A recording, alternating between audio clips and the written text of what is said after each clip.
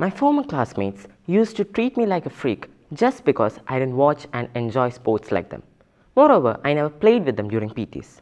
Added to the fact that I was very shy and introverted, I had little to no friends.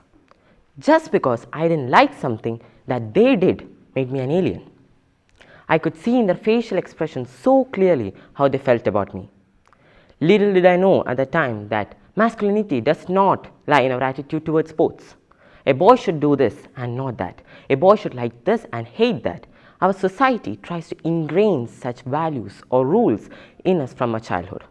It is successful for many, but for some like me, they don't work out. Even though I had absolutely no interest, I tried to learn more about sports, its rules, how to play, etc. I started to make conversation with others just to make them see me. The main cause of my tries were to fit into these social constructs.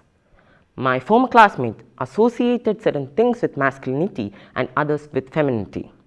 They thought that liking certain things or doing those will make them a man, and if you hate them, then you're not a man.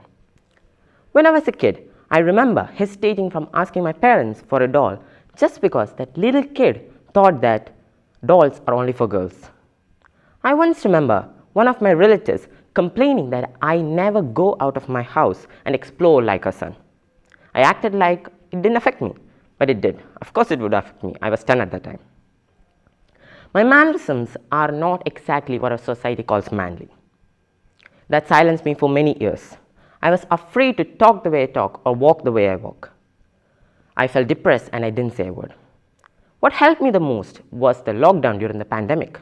It gave me time to contemplate on my decisions and to finally come to terms with myself. As years passed, I was becoming more and more confident, but there wasn't any visible change. After my high school graduation, I switched schools. For the first time ever, I felt truly awake. Now I'm nowhere going to be affected by what others say. After all, it is my life. I have the right and power to decide how I want to live my life, and I will never ever give someone else that right. Discrimination is not uncommon in our world. People will always try to find something in you to discriminate against. This is the sole reason for one to not being true to themselves. They fear that they would be isolated and frowned upon. The sad truth is that they would be. Such kind of experiences can lead to severe mental health problems, and the trauma a person can get through such kind of experiences is indescribable. Even though I wasn't traumatized, there are countless others who have been. I have talked with few of them via social media, and through those conversations, I can justify what I said. These people had to undergo several years of therapy just to recover from that trauma. Many are still continuing their sessions. Change is inevitable, but there is something that can't be changed. Your true self can only be suppressed, they can never be transformed.